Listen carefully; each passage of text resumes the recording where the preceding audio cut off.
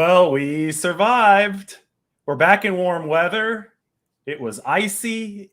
It was logistically painful, but boy, was it epic. One of the great wins in 49ers franchise history, Matt. It happened in Green Bay. And now we just wait to see how great that win is going to be and how it's going to rank against other epic ones in franchise history, like that NFC title game against the Bears in the 88 season, right? That was negative 28 wind chill. It all depends on what the 49ers do next against the Rams in the NFC Championship and then potentially in the Super Bowl. Because if they go all the way, that's just going to elevate the experience that we witnessed in Green Bay. Yeah, you and I just wrote an oral history about the game in the 2013 playoffs. This game had oral history written all over it. I don't know how long we're going to have to wait to write it, but I think that there's so much depth to that game, from what Fred Warner did and said, and to the elements to after the game. I tried to do a little bit of that in the piece that I just wrote that appeared on, I don't even know what today is, Tuesday? I don't want to say Tuesday. But I think that game, especially in hindsight, when players and coaches have had time to think about it and appreciate it, and trust me, they haven't at this point. They're looking ahead to Los Angeles. But once they do, it's going to be ripe for a lot of good stories and tidbits. We'll check the comment section for the link for the piece that Matt is talking about. It is on your screen now. The 49ers Winter Classic, 9 things you might have missed in the Lambeau snow. And this was one of those games where so much happened and there was so much to document that I almost felt overwhelmed, sitting in that press box after, because you want to get to everything, right? As a journalist, right. You don't want to leave a stone unturned. But you can't get to everything because there were little small details that weren't that small in retrospect, because people are eating everything up about this win, as they should. So that's why I really like this piece, because you went back and got through some of the 9 little details. And I do encourage people to check it out. The link is in the chat right now, and it's going to be in the comment section after we're done with this live. But why don't we just go through some of them, Matt? I don't want to show your entire article here, but we'll look at some of the pictures later. Why don't we start with the kick? Because that was the climactic moment. That's what wanted. Robbie Gould nails the field goal in close to sub-zero temperatures. But there was a story behind that, right? It was like a fateful thing. He actually had texted the guy that had done it before during the week, and then the opportunity presented itself to Robbie Gould.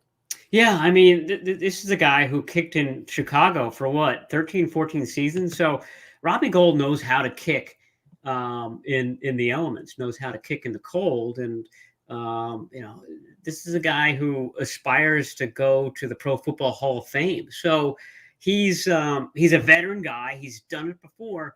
But this is the mentality of a kicker. They leave no stone unturned. And Robbie Gould, as veteran as he is, talked to 2 people. Greg Joseph, the Vikings kicker, who was the last opposing kicker to kick in Lambeau Field, and asked him about field conditions. And he talked to Lawrence Tynes, who kicked in a famously cold game there in the 2007 playoffs. So, to me, the story there is that Robbie Gould is going that extra mile to consult with other kickers. He's gonna know the field conditions. He's gonna know the wind direction, the wind speed, every little minutia that he could prepare for.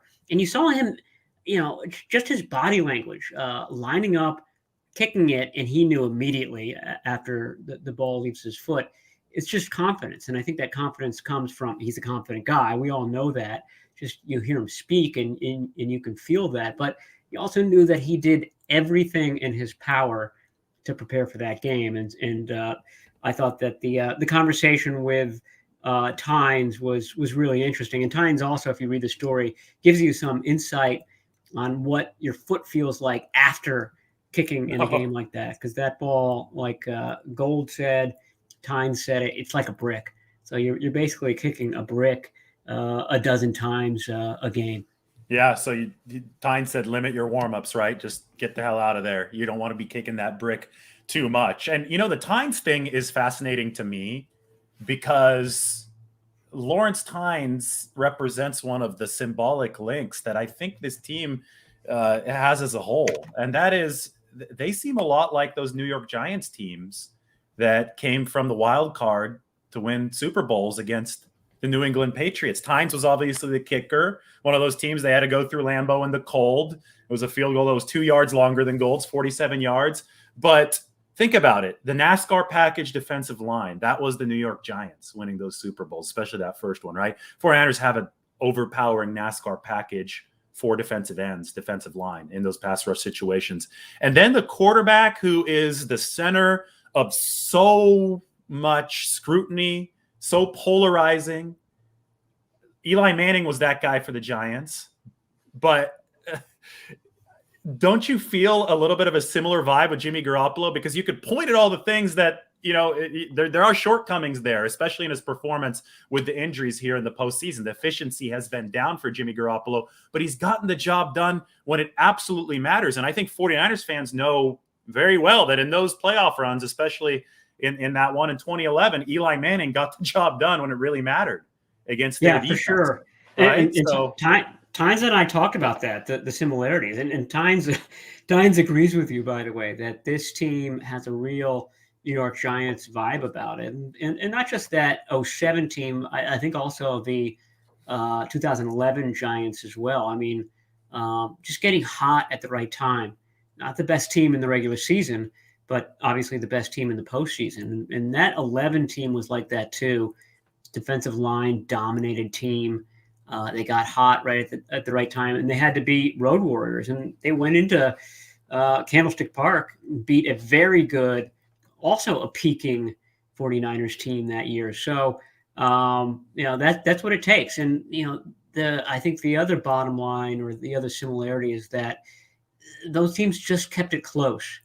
I mean, they didn't overwhelm opponents for the most part, but they hung around third quarter, fourth quarter, and they were, the mentally, emotionally battle-tested team at the end of the game, and that's what these 49ers are. They will rope-a-dope you. They'll take your best shot through three quarters, and if they're still standing, you may have punched yourself out, and they're going to take over. Nothing is going to rattle this 49ers team at this point. All right, so now back to this picture. I used it the first time to show Robbie Gould, but now we uncover, or I give you credit, you uncovered one of the hidden stories of this game. Those watching on television or even those in person might have noticed that Tabor Pepper, the 49ers long snapper, as soon as that kick was sailing through the uprights, sprinted toward the uprights, full speed. I mean, the rest of the 49ers are all running to mob Robbie Gould, but Tabor Pepper was sprinting, and he wasn't going to do a Lambeau leap. He was actually going to retrieve the football. And you posted this picture and you circled it here. Here's Tabor Pepper in the background with the winning football in hand, and Robbie Gould is getting mobbed, and Pepper joined the celebration later. So how cool was that? It was something I noticed too, and I was like, what the hell is Tabor doing? Now I know, thanks to Matt's article. Yeah, well, apparently it's something that Tabor does after every big kick. He did it in Dallas last year when Robbie kicked his 400th career field goal. That may be the job of the, Tabor Pepper's not a rookie, but he's certainly many years younger than Robbie Gould. That may be the long snapper's job. Go find that ball and bring it back, because obviously Robbie Gould was not going to be able to make it down into the end zone. He was getting mobbed by teammates there. So, yeah, I think it's just cool. I mean, you and I see it all the time. Those three guys, long snapper, kicker, punter/holder, they hang out. I mean, that's what they do all practice. That's like their own little team, and they really have created a nice bond. And you saw that at play at the end of the game. And good for Tabor Pepper. He was not going to let that ball go astray. It kind of reminds me. Now, David, help me remember this.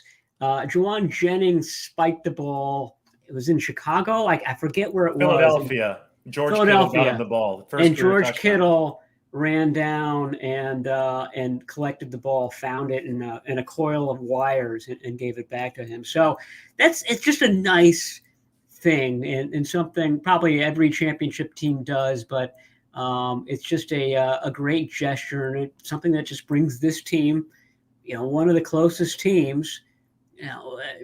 If this season ends, David, like everybody who's watching right now hopes it does, be a lot of great stories to write. But one of them is just how close this team has become over the years. They're naturally kind of dispositioned that way, but COVID, going on the road last year to Arizona, I think just made this group a special group in terms of that, and you're seeing it in gestures like this.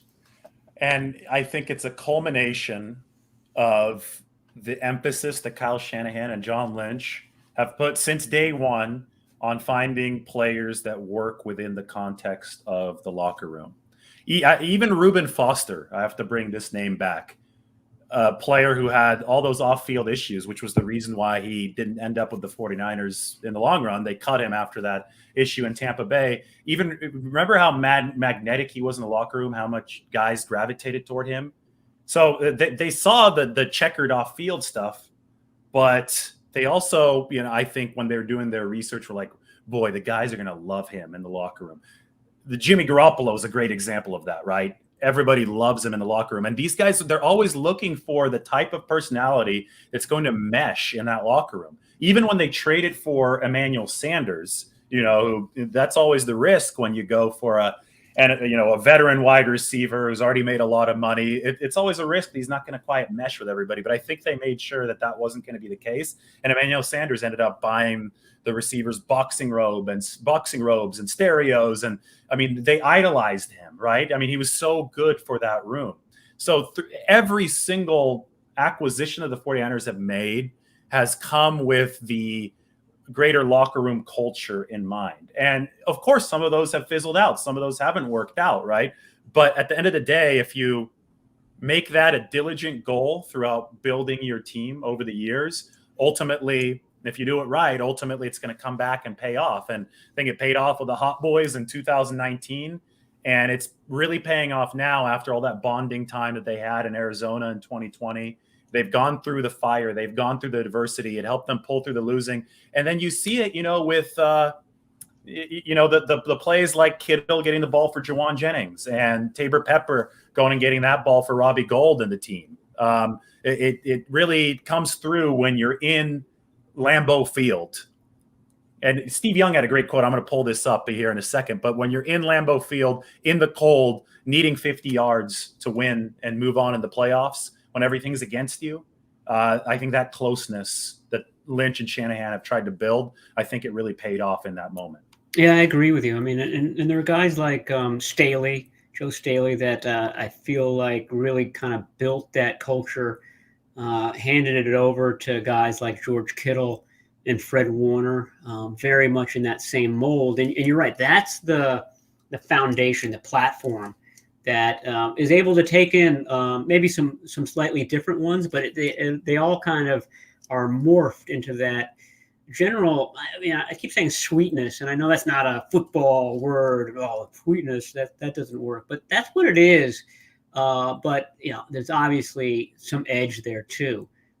Kittle, Juwan Jennings, Deebo Samuel, they all fit into that sweetness, but I think there's a little bit extra edge with this group, especially compared to the 2019 group, where and it just works. I mean, you and I have talked about this quite a bit, but over the last couple of years, especially with this last draft, Shanahan seems to be trying to emphasize kind of power and grit a little bit more. The Aaron Banks, Trey Lance, Trey Sermon, Juwan Jennings, all those guys sort of fit this power element that's showing up right now. And I think that's a real difference between them and the Rams. Same offense, same background, very similar teams, but the personality has become a little bit different with Shanahan going more ground and pound. I mean, just more grit to that offensive group. And I think that is probably going to pay off in this game. I don't know how it's going to go, but I like that personality at the end of a tight game than what I saw from the Rams in Tampa on Sunday. All right, quick callback, because I think as we talk about this Shanahan roster construction, it's eerily similar to what Bill Walsh tried to do. And Steve Young, I wrote this in 2018. Steve Young talked about Bill Walsh's spirit of abundance, and I think you're really going to enjoy this quote. Let me find it right here. 2 down, right here. I'll just read it. Aside from revolutionizing the passing game with his timing-based West Coast offense, Walsh put an emphasis on locker room integration that Young said was unusually intense for his time.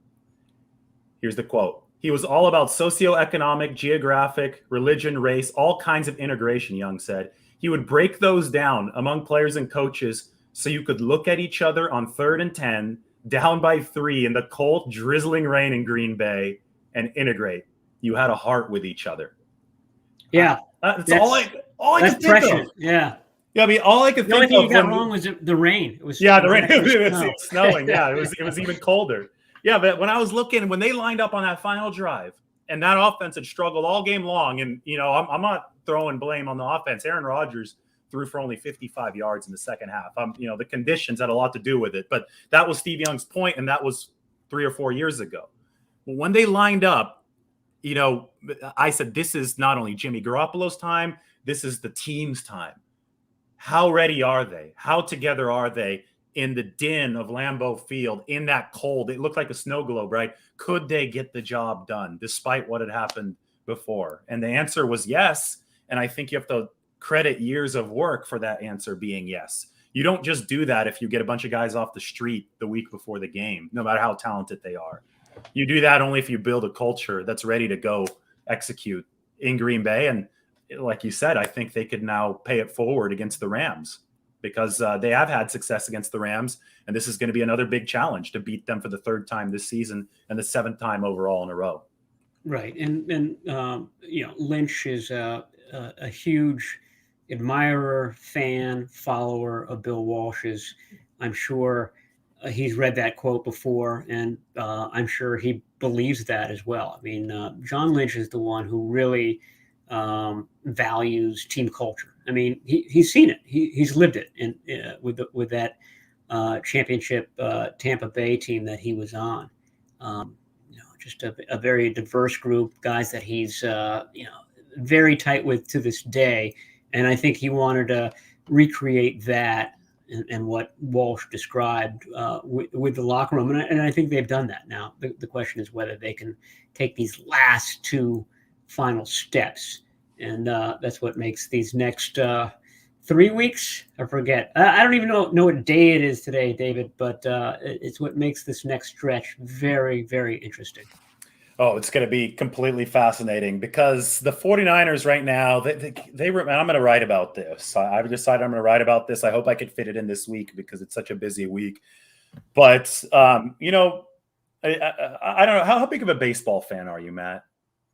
I'm a big fan of the 1982 Baltimore Orioles, but I stopped watching after the Orioles started to stink. So about 30 years ago.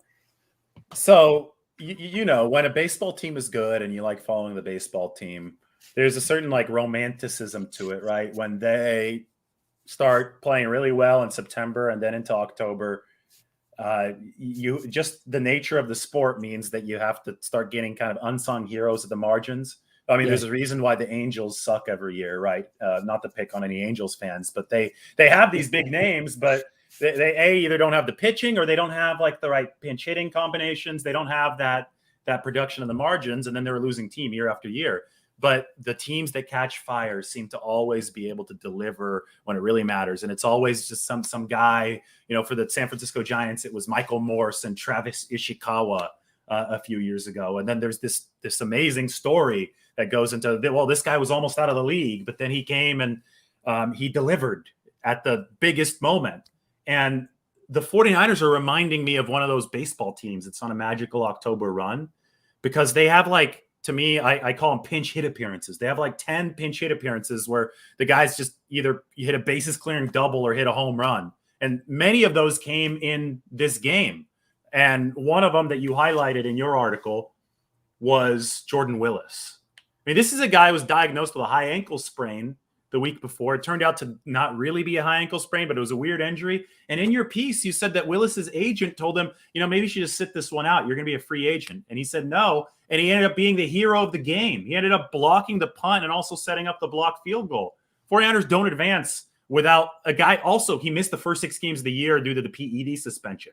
People wanted him cut. People wanted this guy out. His agent said, maybe you shouldn't play. He plays anyway. He plays hurt, and he saves the game in Green Bay. To me, that's the ultimate pinch hit appearance. I mean, there's a romanticism about this team and about what they've done at the margins with stuff like that reminds me so much of an October run in baseball, which I think is so cool because it adds such texture and personality to what the 49ers are doing. Yeah, and you mentioned his suspension, and he wasn't all that great when he came off the suspension. I mean, one of the things you learn from covering a team for as long as we have is that it takes a while to get ready, to get to full tilt, to be able to play at a high level. So when you miss, I forget what the suspension was, 6 weeks, you're basically starting at ground zero again. You're basically starting at the beginning of training camp for everybody else, and it's a long way of saying that this team is starting to peak at the right time. Like Willis has gotten a little bit better every game since that suspension. Eric Armstead has gotten a little bit better at defensive tackle since week 8 when he started to move over there. Nick Bosa has gotten a little bit better since week 8 when he started going left side and right side. That group, which is, where the 49ers really kind of invest quite a bit, hold a lot of importance, has gotten a little bit better week in and week out. Willis is part of that. Kevin Givens, that's another kind of pinch hitter, to borrow your theme, has gotten a little bit better. So, like those Giants teams from a decade ago, this team's peaking at the right time. And that group, that very important group to the 49ers, is peaking at the right time, which I think is probably the biggest reason for optimism for these final 2 weeks of the NFL season. And they're peaking even in the tiniest, what you would think are the tiniest little margins. And one of them that you brought up was the field goal block. This was Mason Crosby's winning field goal, 49ers-Packers, week 3.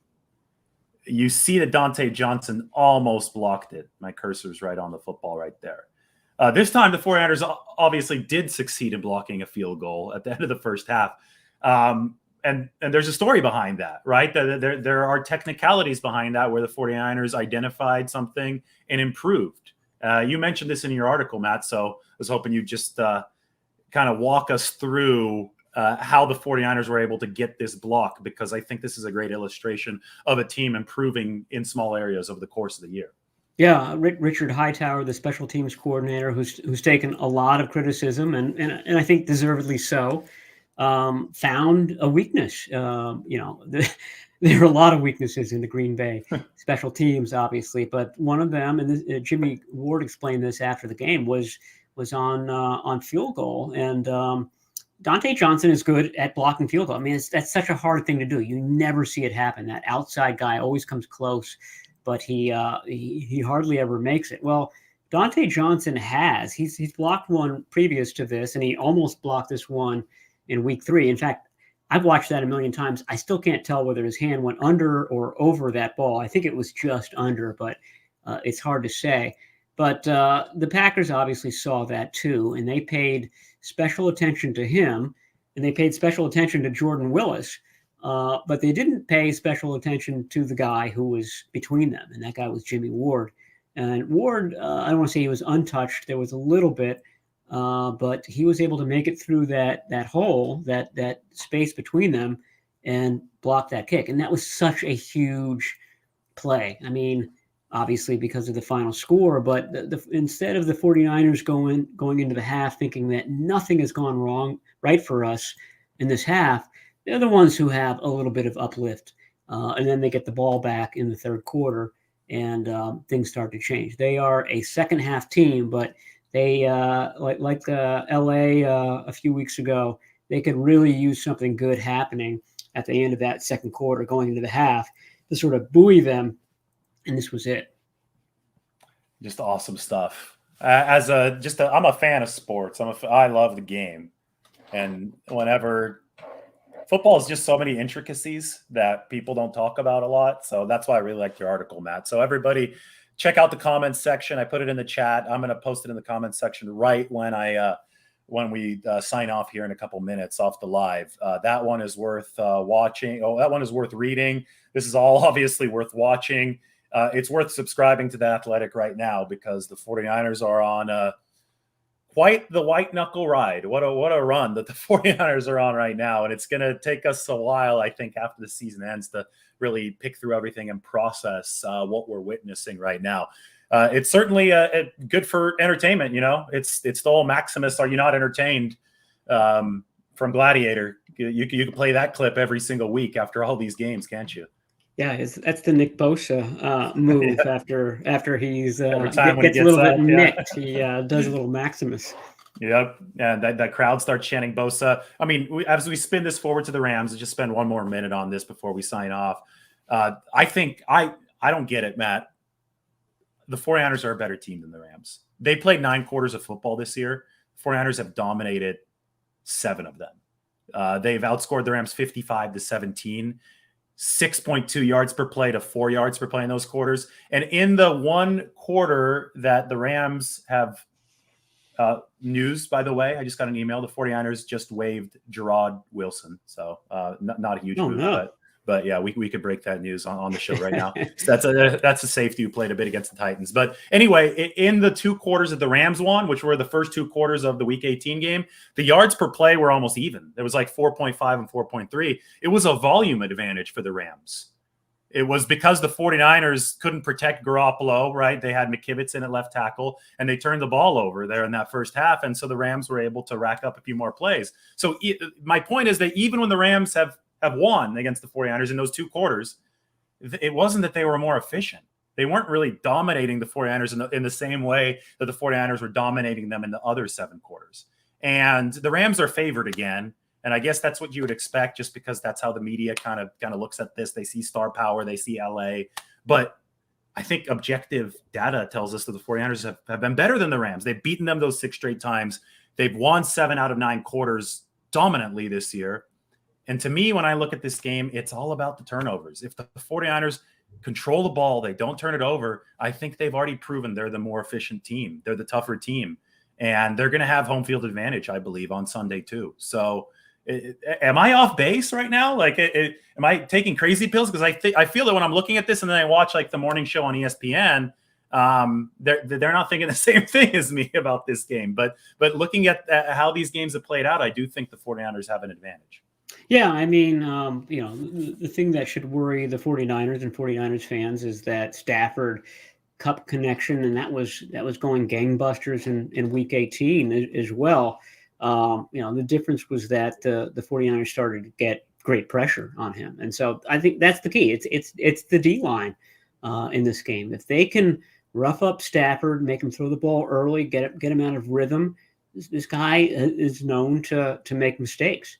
To me, that's key. If they can't, then Cup is too hard to handle. I think Odell Beckham is sort of peaking at the right time, so it is a good offense, and they do have weapons. They can score a lot of points. I think there will be a flurry of punches thrown by them at the start of this game. I mean, they want to prove that the 49ers don't master them.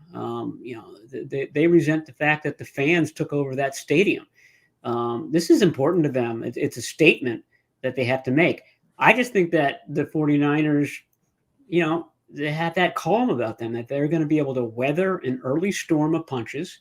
And if they're still hanging around 17 points, 10 points, when that 3rd quarter starts, it's going to be interesting, like it always is with the 49ers. And I sort of like the 49ers in a kind of in a high stress game in which resiliency and calm have to be the main factors, because boy, the Rams did not show that at the end of that Tampa Bay game. They were the bad news Rams.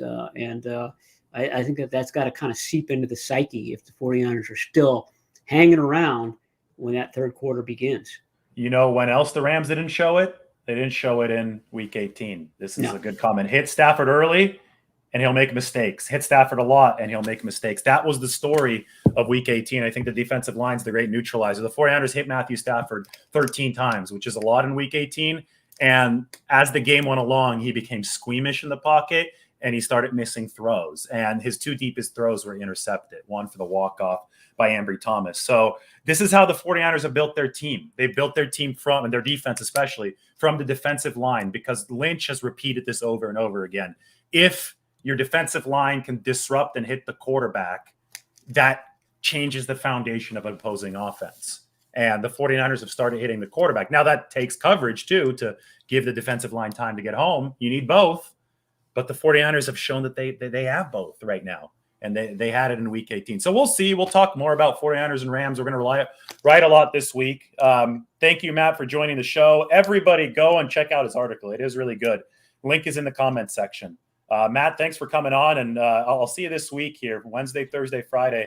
I think we're going to have a lot of fun covering this NFC Championship. Yeah, I agree. And we'll do a podcast that'll drop Thursday morning. And my prediction is that if Matthew Stafford's wife is on the radio on Monday, that's probably a 49ers win. Complaining on the radio on Monday. Good times. Yeah, I had to play that clip a couple times on this week just because it was just so surreal to hear that, you know. So, and Jimmy Garoppolo didn't have to use a silent count. Yeah, right. And he's the visiting quarterback. But All right, guys. Everybody subscribe to the channel. Subscribe to The Athletic through Matt's piece. Thank you to Matt Barrows, and thank you to everybody for joining the show. We'll talk to you soon.